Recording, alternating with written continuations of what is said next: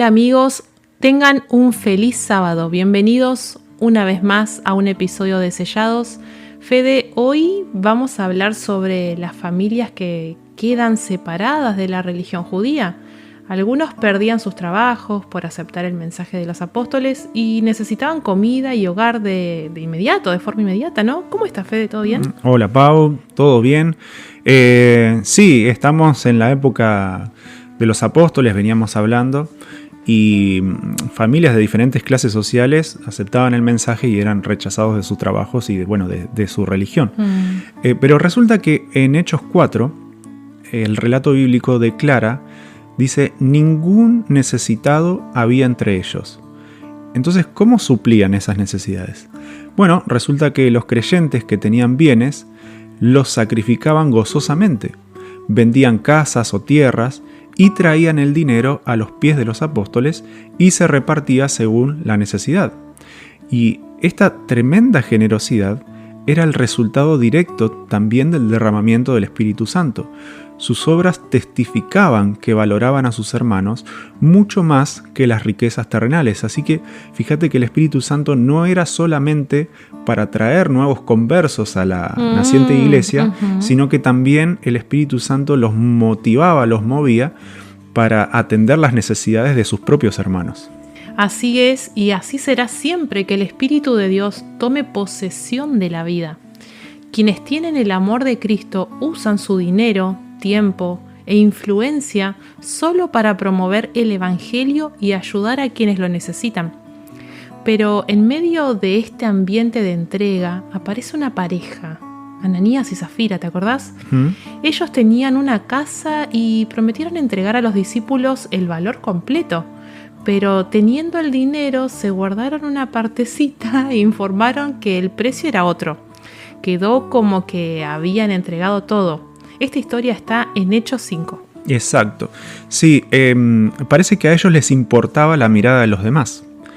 Te leo de nuestro libro, de Hechos de los Apóstoles, el capítulo 7. Dice, notaron, sin embargo, que aquellos que se despojaban de sus posesiones a fin de suplir las necesidades de sus hermanos más pobres, eran tenidos en alta estima entre los creyentes, y sintiendo vergüenza de que sus hermanos supieran que sus almas egoístas les hacían dar de mala gana lo que habían dedicado solamente a Dios, decidieron deliberadamente vender la propiedad y pretender dar todo el producto al fondo general, cuando en realidad se guardaban una buena parte para sí mismos. Así se asegurarían el derecho de vivir del fondo común y al mismo tiempo ganarían alta estima entre sus hermanos. Qué tremendo esto, Fede, porque estaban engañando y aún esperaban recibir el aplauso. Pero el Espíritu Santo no puede ser burlado. Cuando Ananías va a entregar solo una parte, fingiendo que era todo, Pedro lo confronta con las palabras de Hechos 5, que están del 3 al 4. Dice, Ananías, ¿por qué has llenado Satanás tu corazón a que mintieses al Espíritu Santo y defraudases del precio de la heredad? Reteniéndola no te quedaba a ti y vendida no estaba en tu potestad. ¿Por qué pusiste esto en tu corazón? No has mentido a los hombres, sino a Dios. Bueno, Pau, mira, un detalle quería comentar, porque este pasaje es clave por algo que hablamos hace unos encuentros sobre la naturaleza del Espíritu Santo. La Biblia llama directamente Dios al Espíritu Santo. Pedro le pregunta primero por qué le mintió al Espíritu Santo y cierra diciéndole, no has mentido a los hombres sino a Dios. O sea, la divinidad de la tercera persona de la deidad queda clarísima acá. Esto lo digo conectándolo, como te dije recién, con el tema de la otra semana. Pero bueno, quería hacer ese comentario. Continuando con el relato que vos estabas mencionando, resulta que Ananías cayó y murió, trayendo un gran temor sobre todos. Ahora, dice que 3 horas después apareció la esposa, Zafira, y sostuvo la misma mentira y corrió, lamentablemente, el mismo destino. Este juicio fue fulminante. Muchos podrían pensar que el castigo fue exagerado. Compartimos el comentario de Ellen White que dice: La sabiduría infinita vio que esta manifestación señalada de la ira de Dios era necesaria para impedir que la joven iglesia se desmoralizara. El número de sus miembros aumentaba rápidamente. La iglesia se vería en peligro si en el rápido aumento de conversos se añadían hombres y mujeres que mientras profesaban servir a Dios, adoraban a las riquezas. Este castigo testificó que los hombres no pueden engañar a Dios, que Él descubre el pecado oculto del corazón y que no puede ser burlado. Estaba destinado a ser para la iglesia una advertencia que la indujese a evitar la falsedad y la hipocresía y a precaverse contra el robar a Dios. ¿Sabes que es difícil leer estas historias en el Nuevo Testamento? Es porque nosotros, hemos hecho la división entre Antiguo y Nuevo Testamento, pero la Biblia es toda una sola. Y Dios ya había hecho, ya existen casos similares a los de Ananías y Zafira. Dios estaba protegiendo principios fundamentales para su pueblo. Pasó con Nadab y Abiú. ¿Te acordás? Uh-huh. Al ofrecer fuego extraño, ellos despreciaron la santidad del culto, siendo los primeros sacerdotes. Pasó con Acán, cuando se robó este manto babilónico de Jericó. Pasó con Usa, al tocar el arca, desobedeciendo el método de transporte indicado por Dios. O con el rey Saúl, que desobedeció perdonando al rey Agag y al ganado bajo una falsa excusa religiosa, provocando que Dios declarara que obedecer es mejor que los sacrificios, ¿no? Cuando le mintió a Samuel. Totalmente, e incluso Judas Iscariote no empezó con las 30 monedas.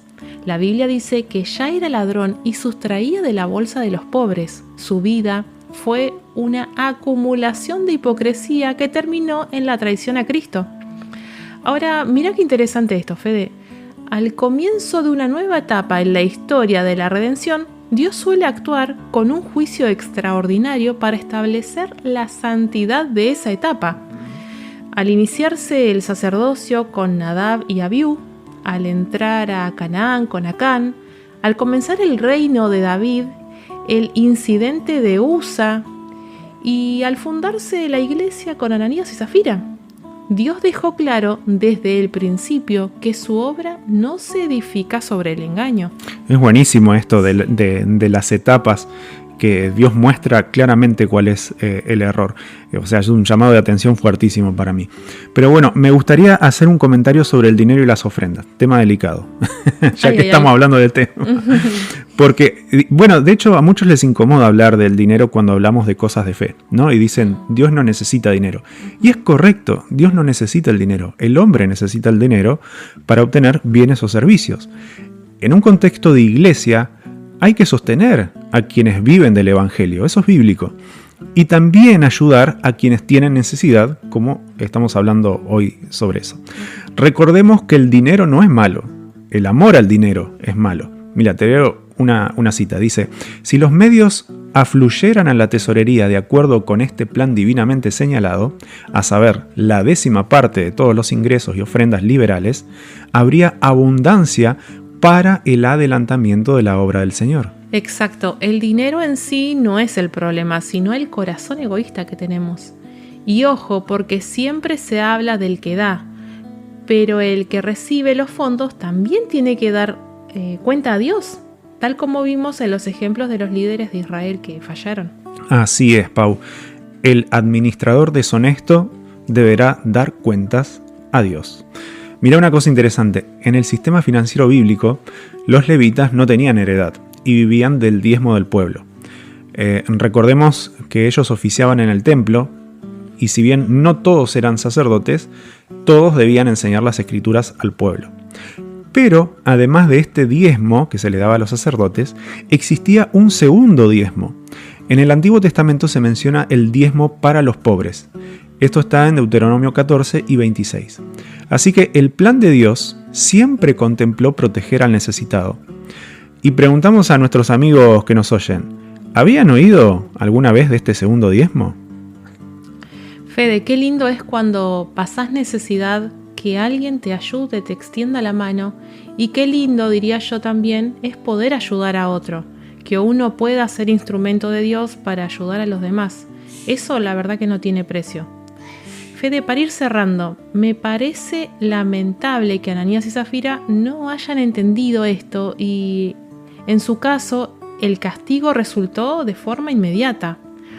Hoy no vemos caer muertos a quienes practican este tipo de hipocresía, pero el pecado sigue siendo igual de horrible ante Dios. La advertencia ya está dada. La hipocresía y la codicia destruyen el alma. Fede, ¿nos guías en una oración para cerrar este programa pidiendo un corazón sincero a Dios? Necesitamos realmente esto, Pau, como vos decís. Bueno, vamos a orar entonces. Señor, te damos gracias por la claridad que encontramos en tu palabra. Te pedimos por favor que limpies nuestros corazones de toda hipocresía y también codicia. No permitas que busquemos el aplauso humano a costa de la mentira. Danos un espíritu generoso como el de la iglesia primitiva, que entendía que las personas son más valiosas que los bienes terrenales. Ayúdanos a ser veraces y honestos en cada aspecto de nuestras vidas. Señor, esto lo pedimos en el nombre de Jesús nuestro Salvador. Amén. Amén.